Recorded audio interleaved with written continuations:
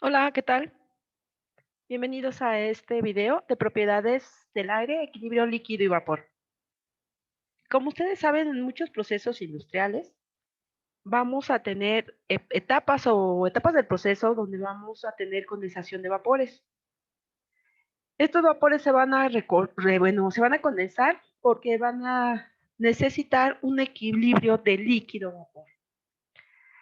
Estamos de acuerdo que cuando ponemos un sistema, un sólido, un líquido, en una fuente de calor escapan moléculas que pueden estar cambiando, que pueden estar en estado gaseoso.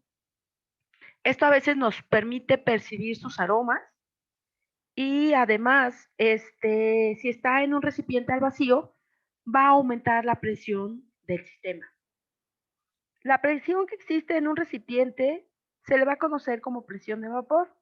Y si sigue aumentando la presión de vapor, pues obviamente el número de moléculas que se encuentran en la fase gaseosa, que aumentan esta presión de vapor, van a provocar que la presión de vapor baje. Entonces, es como conocemos la ecuación de Antoine, ay, a ver si no me equivoqué, Antoine, sí, Antoine, donde va a ser, obviamente esta presión de vapor no es directamente proporcional, se tiene que hacer el uso de un logaritmo. Y la ecuación que vamos a estar usando es el logaritmo natural de presión de vapor. Este es igual a menos, abrimos un paréntesis, B entre T, la temperatura, más C. Entonces, en el apéndice 6.2 del libro de Valiente en el 2001, podemos encontrar las constantes de Antoine para los, para los diferentes fluidos, ¿no? Metano, etano, este es, su, este es para A, este es para B, este es para C. Para el caso del agua, cuando tenemos una temperatura de 0 a 60 grados centígrados, para A vamos a usar 8.10, 10.765, para B 1.750 y para C vamos a usar 235. Si nuestro sistema está entre 60 y 150 grados centígrados, usaremos estas constantes. Ya en alguna clase hicimos algunos ejercicios de estos, pero con todo gusto volvemos a repetir este tipo de ejercicios. Otra de las propiedades de los fluidos, o bueno, otra de las características de los fluidos es que recordemos que va a haber una presión de ebullición. Y esta presión de ebullición es cuando la presión de vapor de una sustancia, siempre y cuando sea pura, es igual a la presión de trabajo. La presión que se ejerce sobre el sistema, y esto lo vamos a conocer como la ecuación de Dalton, entonces la presión total va a ser igual a la presión de vapor de las sumatorias de los componentes que tengas en la mezcla. La presión parcial, o lo que establece la ley de Raúl, dice que la presión parcial va a ser igual a la presión de vapor del componente más su fracción de ese componente. Es decir, la presión total es igual a la presión parcial del componente A más la presión parcial del componente B. Por otra parte, la condensación en un sistema, para una sustancia pura, la temperatura de condensación será igual a la del punto de ebullición para una presionada. Sin embargo, esto lo podemos conocer como la primera gota o el punto de rocío y lo podemos calcular por la fracción del componente, la fracción del líquido del componente A va a ser igual a la fracción vaporosa de ese mismo componente por su presión total entre la presión de vapor de estos componentes. También haremos más ejercicios durante la clase. No sé, si por ejemplo la presión o la temperatura de ebullición de la solución dada siempre que sea ideal o que sea pura, consideremos que la presión de vapor es 0.125. Entonces, la temperatura a la que está teniendo su condensación, ese sistema va a ser a 10 grados centígrados.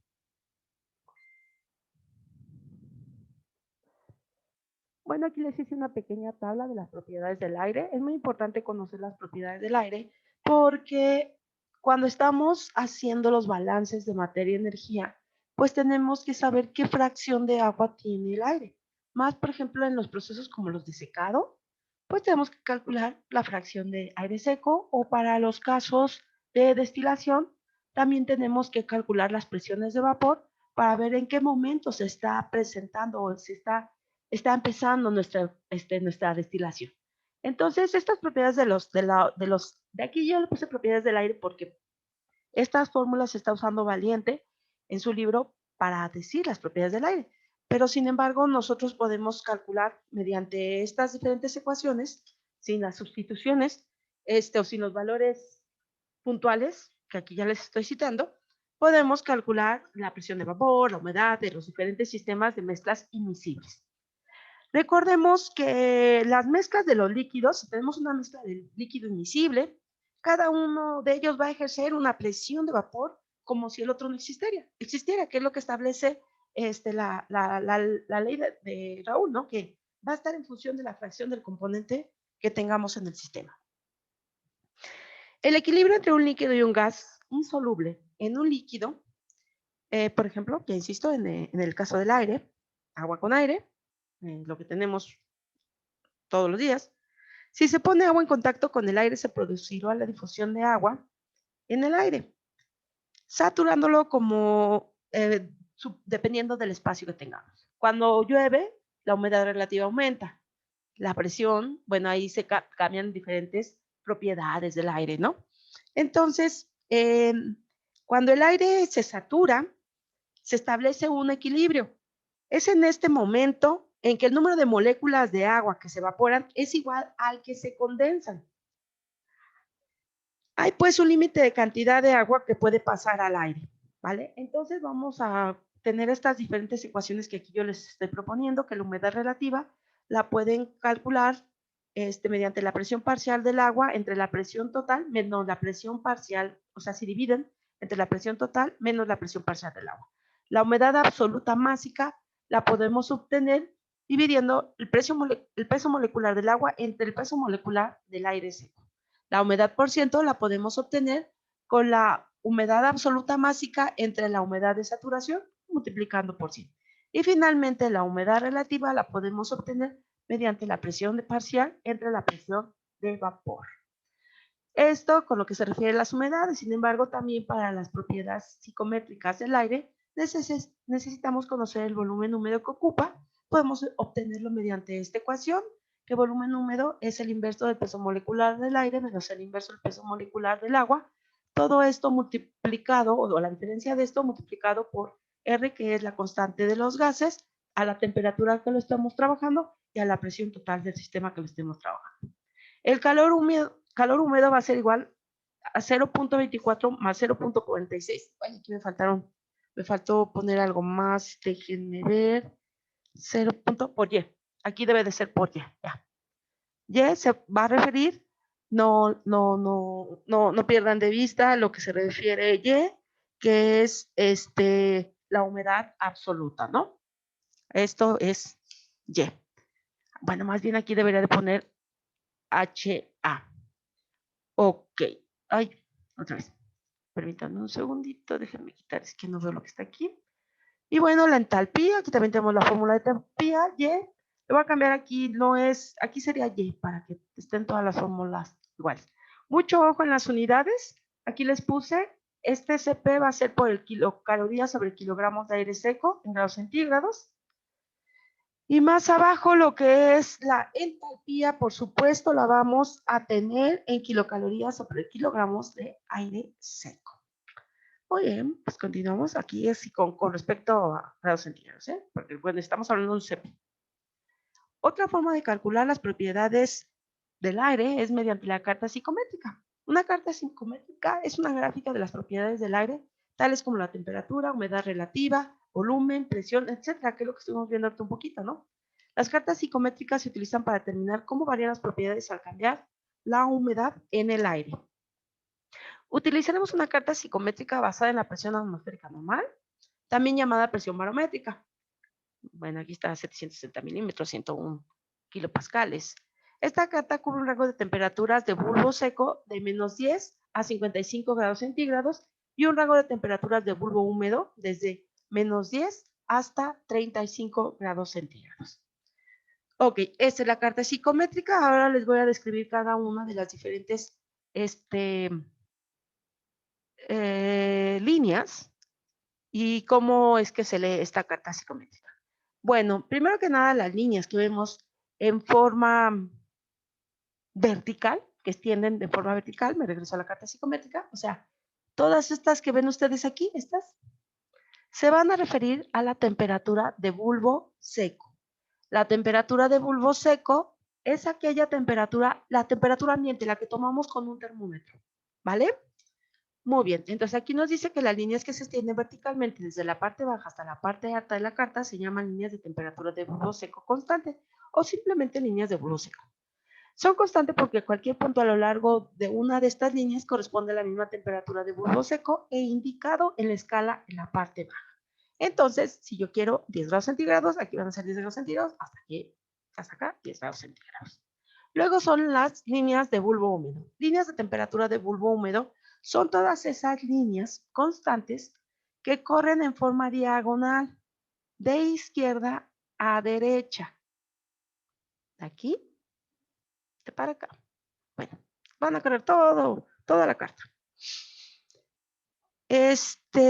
También se dice constantes porque todos los puntos a lo largo de estas líneas están a la misma temperatura de bulbo húmedo. Entonces aquí tenemos menos 10, menos 5, pero ahí suena muy bonito. Vamos a verla en la carta psicométrica. Entonces, en nuestra carta psicométrica, las temperaturas de bulbo húmedo son estas. ¿Cómo determino la temperatura de un bulbo húmedo?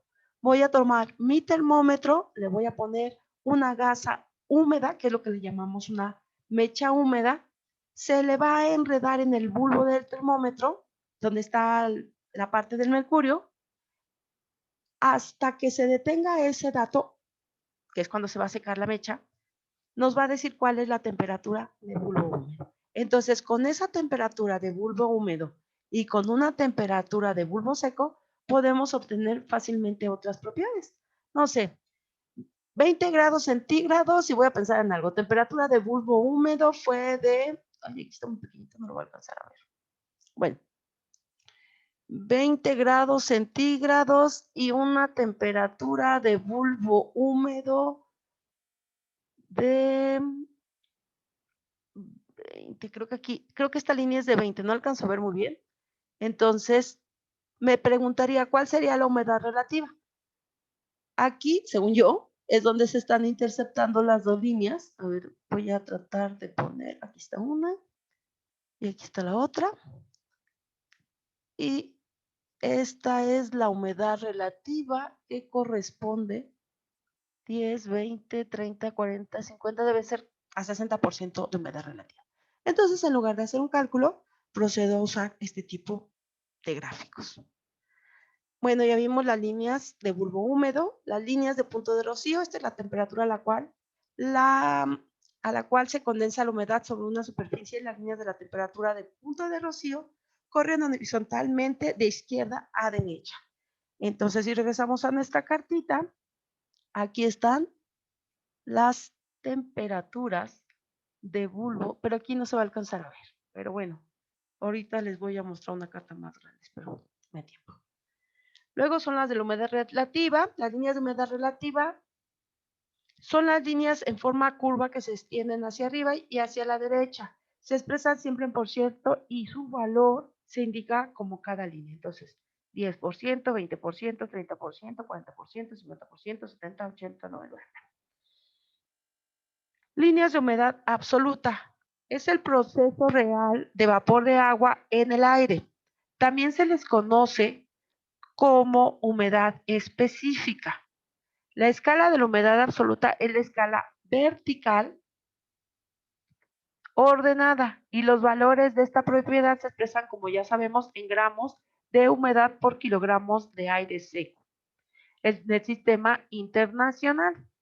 Entonces, son estos números pequeñitos que se alcanzan a ver en este lado y están expresados sobre gramos de agua sobre kilogramos de aire seco.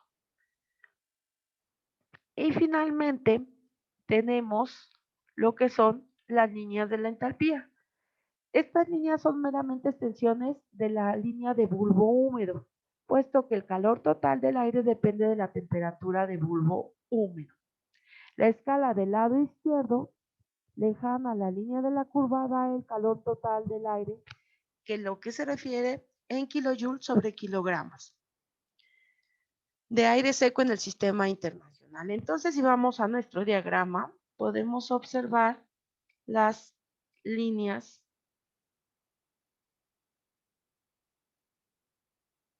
ahí ya me pasé. Aquí está.